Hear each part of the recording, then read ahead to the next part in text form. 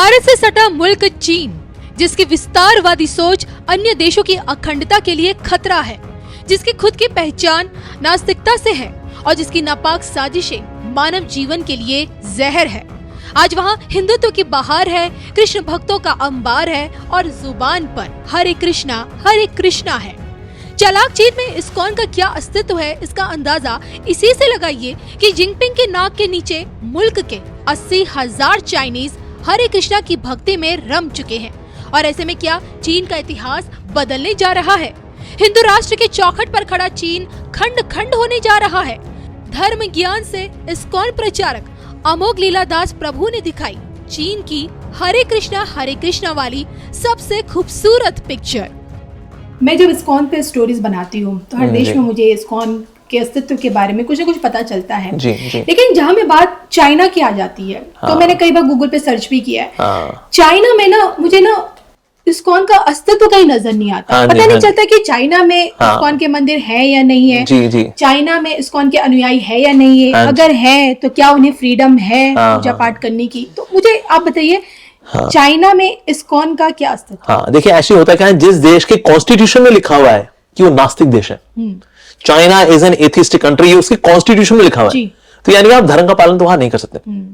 Actually Buddhism वहां इसलिए पनपता है because Buddhism in itself is atheistic religion. उसमें भगवान के बारे में कुछ है ही नहीं, it's more of meditation and cultural thing. तो इसलिए वहां पर बुद्धिस्ट एग्जिस्ट करते हैं चाइना के अंदर। लेकिन जैसे हिंदुइज्म है, इसमें भगवान भी है, पूरा सिद्धांत है, फिलॉसफी है, तो इसलिए खुले तौर पर तो हम वहां प्रचार प्रसार नहीं कर सकते, मंदिर नहीं बना सकते, because it's an atheistic country, नास्तिक देश है। लेकिन घर घर के अंदर जो है वहां पर प्रोग्राम्स होते हैं और and we do it very silently, बहुत हो हल्ला नहीं करते। कुछ ऐसी जगहें हैं जो कि चाइना के साथ में, जैसे सिंगापुर हो गया, हांगकांग हो गया, वहां पर भी हैव कीर्तन, खुल के कीर्तन करते हैं वहां, बिकॉज यहाँ सब तरह के लोग हैं पूरी दुनिया से, और वहां पर गवर्नमेंट को रिलैक्स होना ही पड़ता है। लेकिन अगर हम टिपिकल चाइना की बात करें तो फिर हम वहां पर आराम से करते हैं, हौले करते हैं, किसी को बिना डिस्टर्ब किए हुए। And we are having many Chinese people who are becoming devotees. और उनको बड़ा अच्छा भी लगता है, बिकॉज होता है ना, आप सब चीजें बड़े परफेक्ट हो, लेकिन सिर्फ एक चीज मिसिंग है, स्पिरिचुअलिटी। तो जैसे कोई बैट्समैन 90 रन पे खेल रहा हो तो एक रन में बड़ा अच्छे से खेलता है, फिर यार एक रन चाहिए ही चाहिए। तो चाइना के साथ भी यही है, they were living a very ideal life, economically very good, लेकिन इससे एक चीज मिसिंग है, स्पिरिचुअलिटी नहीं है, भक्ति नहीं है। वो जैसी वो मिली ना, अरे one of the best devotees in the world are devotees from China. China के भक्त हमारे इतने अच्छे हैं, इतने उत्साही भक्त हैं, मतलब कथा सुनते हैं ऐसे आंख खोल के सुनते हैं। हमारे इंडियन फिर कथा सुनते सुनते सो जाए, लेकिन चाइनीज, अरे मैंने हमारे एक समय मायापुर धाम में चला था, वी हैड वन प्रोग्राम, एक सेमिनार चल रही थी, उसमें अलग अलग देशों के लोग आए हुए थे, तो चाइना के भी कुछ भक्त थे वहां पर, और वो अच्छे से नोट्स बना रहे हैं। तो उसका एक पॉइंट मिस हो गया जी, तो मेरे को लगा what did just say that. मैंने कहा अगर मैं और बताऊंगा तो तू अगला पॉइंट मिस कर जाएगा, बाद में बताऊंगा तेरे को मैं। But he is very conscious.